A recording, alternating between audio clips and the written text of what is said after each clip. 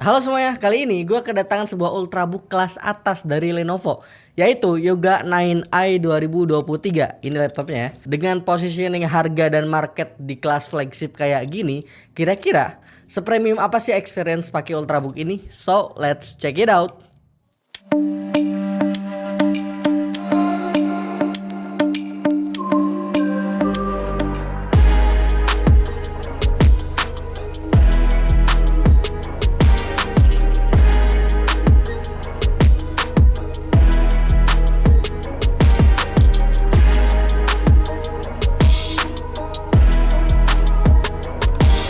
Oke, langsung aja kita bahas dari segi desain ya. Secara desain, nih laptop emang nggak bawa banyak pembaruan yang gimana-gimana di tahun ini. Tapi justru ini yang gue suka karena desainnya emang udah secakep itu. Menurut gue udah perfect lah gitu nih laptop. Khas Yoga 9 series di tahun 2022 ya. Form factor laptop convertible ini 2-in-1 yang bisa dijadiin semi tablet kayak gini ya nih. Bikin laptop ini lebih fleksibel dan nyaman dipakai kegiatan apapun. Mau meeting atau mau mejeng di SCBD pun udah kelihatan oke kok nih laptop. Selain itu sisi-sisinya nih nggak dirancang mengotak kayak laptop mainstream pada umumnya ya. Lebih ke membulat dengan penggunaan chrome sebagai base materialnya. Overall karakter laptop ini tuh minimalis tapi kelihatan stylish dan aesthetic lah bisa dibilang ya. Soal build quality entah ya, gua ngerasanya nih laptop punya build quality yang solid gitu, padahal bobotnya cuma di sekitar 1,4 kg aja. Untuk spesifikasi utama tentu udah pakai yang terbaru ya, Intel 13 Gen, tepatnya Intel Core i7 1360p, CPU 12 core 2023 yang punya boost clock up to 5 GHz. By teori emang ini kelihatan kenceng banget ya untuk sekelas ultrabook ya. Atau kalau kita lihat peningkatan dari 1260p di generasi sebelumnya tuh ada kenaikan clock di sekitar 0,3 GHz. iGPU-nya pakai Intel Iris Xe dengan 96 execution unit.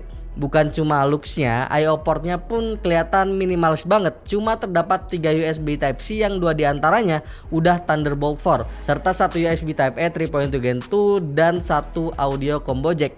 Untuk konektivitasnya udah Wi-Fi 6E dan Bluetooth 5.2 yang pastinya bikin konektivitas jaringan nirkabel di laptop ini makin nyaman dan maksimal ya. Lanjut ke bagian layar yang menurut gua kualitasnya wow banget, bahkan bisa dibilang salah satu yang terbaik di kelas ultrabook. Pakai teknologi PureSight OLED display 14 inch beresolusi 4K dengan coverage color gamut hingga 100% DCI-P3 dan sRGB. Mantap, pokoknya approve lah ya nih laptop. Dari sisi layar buat kebutuhan content creator ataupun profesional harusnya udah bisa menunjang banget nih laptop. Ditambah lagi karena adanya beberapa sertifikasi layar kayak TUV Rainland ya, yang bikin layar laptop ini lebih aman untuk mata saat digunakan untuk waktu yang cukup panjang ya. So ini tuh udah sesuai ekspektasi gue lah di kelas ultrabook yang harganya cukup premium ya. Untuk karakter gambar yang dihasilin menurut gue detailnya udah luar biasa cakep ya, 4K. Hampir lupa gue mention nih, layarnya udah touchscreen ya 90Hz yang feel-nya mirip banget sama yang ada di smartphone kekinian dengan responsivitas yang tinggi. So ini tuh good point buat sebuah ultrabook atau buat sebuah laptop ya. Enak lah pokoknya dipakai scroll gitu kan. Nah jujur li, gue tuh salah satu orang yang sebenarnya nggak terlalu peduli sama kualitas speaker di sebuah laptop ya, karena ya kualitasnya gitu-gitu aja.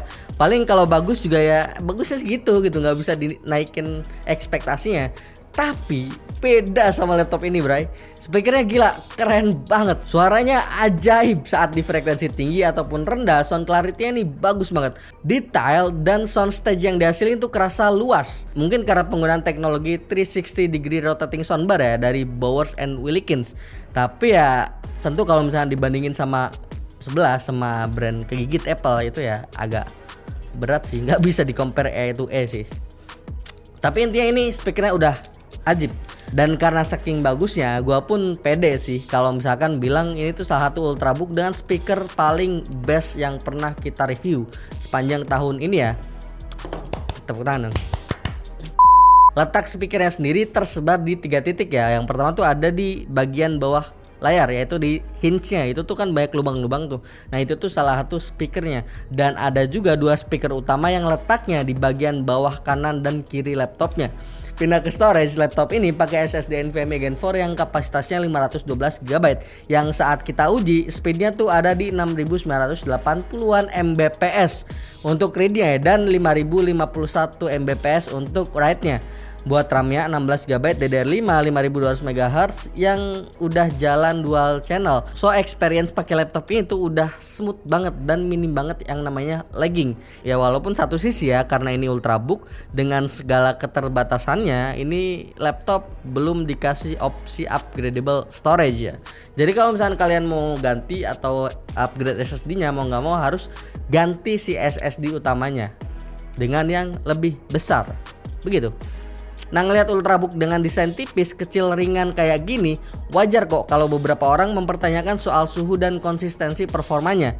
Tenang, kita bakal bahas kok di sini. Pertama, untuk konsistensi performa, kita gunakan tools yang biasa kita pakai ya, Cinebench R23 yang kita looping 10 kali berturut-turut dengan suhu ruangan di 25 derajat Celcius. Di pengujian ini, peak temperaturnya ternyata sempat nyentuh 100 derajat Celcius. Ini ya panas, tapi kurvanya setelah nyentuh 100 derajat Celcius tuh langsung turun kok, nggak lama, ke sekitar 89 derajat Celcius, yang juga diiringi penurunan skor benchmark Cinebench R23 ya. Jadi ya bisa gua tarik sedikit kesimpulan dari sini ya, kalau emang kejadian throttling tuh pasti ada di skenario tertentu kayak di stress test Cinebench R23 ya. Tapi impactnya ternyata nggak segitunya gede kok, masih dalam angka yang wajar untuk sekelas ultrabook.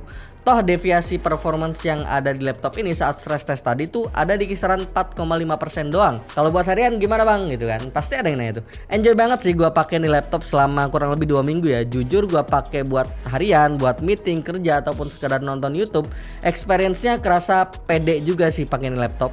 Selain CPU test, kita juga tes laptop ini untuk skenario content creation ya. Salah satunya rendering di Premiere Pro dengan footage yang biasa kita pakai untuk ngetes laptop tanpa discrete GPU ya.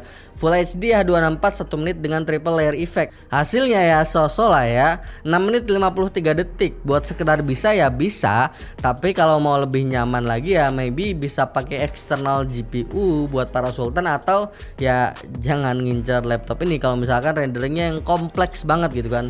Belilah laptop workstation begitu, bray. Selain itu, laptop ini juga masih sangat sanggup digunakan bermain game kompetitif kayak CSGO ya, maupun Dota 2 gitu. Saat kita uji hasilnya, laptop ini masih oke kok dimainin dengan FPS average di 80-an FPS ya, walaupun harus ngorbanin settingannya ke rata kiri dan resolusinya disesuaikan ya. Laptop ini dibekali baterai berkapasitas 75 Wh yang saat kita uji dengan PC Mark 10 Modern Office, skenario baterai saver, Wi-Fi on, dan brightness 50%, nih laptop mampu bertahan sampai 9 jam 41 menit. Oke lah, ini waktunya buat sekelas ultrabook Yoga series. Nggak terlalu cepat dan nggak terlalu lama juga, ada di posisi yang pas lah menurut gua. Lanjut ke bagian terakhir, yaitu kesimpulan dan poin plus minus yang harus kalian pertimbangkan. Siapa sih orang-orang yang tepat untuk pakai ini laptop?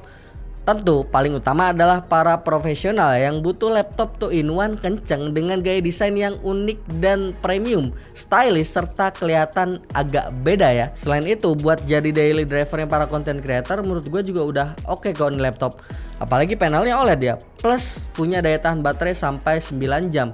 So kalau kita mau meeting nggak bawa charger selama beberapa jam masih aman lah rasanya. Tapi tentu ini bukan laptop yang bener-bener sempurna ya, masih ada beberapa kekurangan yang harus dipertimbangkan juga.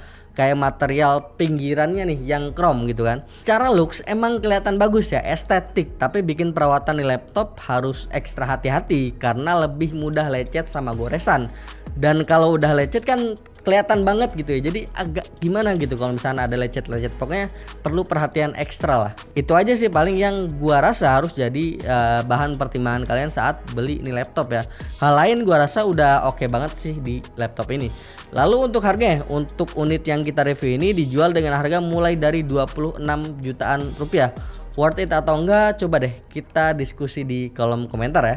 Oke, sampai sini dulu review Lenovo Yoga 9i 2023 kali ini. Jangan lupa like, share, dan subscribe channel ini sebagai bentuk dukungan dan semangat untuk kami ya. Kunjungi juga pemchannel.com agar dapat melihat perkembangan teknologi khususnya di bidang IT. Join Discord server dan follow sosial media kami di kolom deskripsi. Sekian dulu gue Yusril, sampai jumpa di video selanjutnya. Bye bye teman-teman.